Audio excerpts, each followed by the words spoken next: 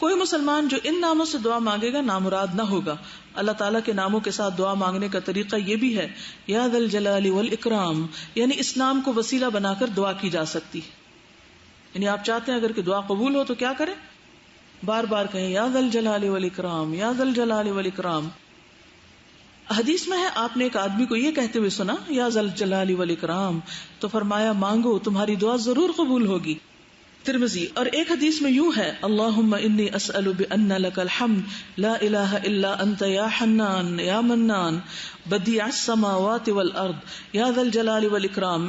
اے اللہ بے شک میں تجھ سے سوال کرتا ہوں اس لیے کہ تیرے ہی لیے حمد ہے، یعنی ساری تعریف تیری ہی ہے، نہیں ہے کوئی معبود مگر تو، اے حنان اور اے منان، اور اے آسمانوں اور زمینوں کے نئے سرے سے پیدا کرنے والے، اے جلال اور عزت والے. یعنی اللہ کے اسماء حسنی ہیں، ان کے ذریعے اگر پکارا جائے گا تو یہ اسماء بھی وسیلہ بنے گے دعا کی قبولیت کا. نبی اکرم صلی اللہ علیہ وسلم ایک دفعہ ابن عباس کے پاس سے گزرے، وہ نماز پڑھ رہے تھے اور یہی دعا کر رہے تھے. آپ نے فرمایا تم نے اسم اعظم کے ساتھ دعا مانگی ہے، جو دعا یہ نام لے کر مانگی جائے ضرور پوری ہوتی ہے. اسی طرح یا رب کے نام کو وسیلہ بنا کر بھی دعا کی جا سکتی ہے. حضرت عائشہ فرماتی ہے کہ جو دعا یا رب کہہ کر مانگی جائے تو ضرور پوری ہوتی ہے، کیونکہ جب بندہ اس طرح اپنے رب کو پکارتا ہے تو اللہ تعالیٰ اس کا جواب یوں دیتے ہیں. کیسے دیتے ہیں؟ لبیک عبدی سل تعطا، ہاں میرے بندے میں حاضر، مانگو تمہیں عطا کیا جائے گا.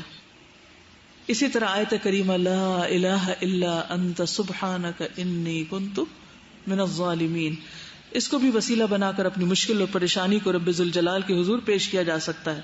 نبی اکرم صلی اللہ علیہ وسلم نے فرمایا دعوت ذی النون اذا دعاہ فی بطن الحوت لا الہ الا انت سبحانک انی کنت من الظالمین فانہ لم یدعو بها رجل مسلم فی شیء قط الا استجاب اللہ تعالی. ذنون یونس علیہ السلام کی دعا کے الفاظ جنہوں نے مچھلی کے پیٹ میں مانگی تھی یہ ہیں لا الہ الا انت سبحانک انی کنت من الظالمین. کسی بھی مسلمان نے جب بھی اس نام کو وسیلہ بنا کر اللہ تعالیٰ سے دعا کی ہے اللہ نے فوراً اسے قبول فرما لیا.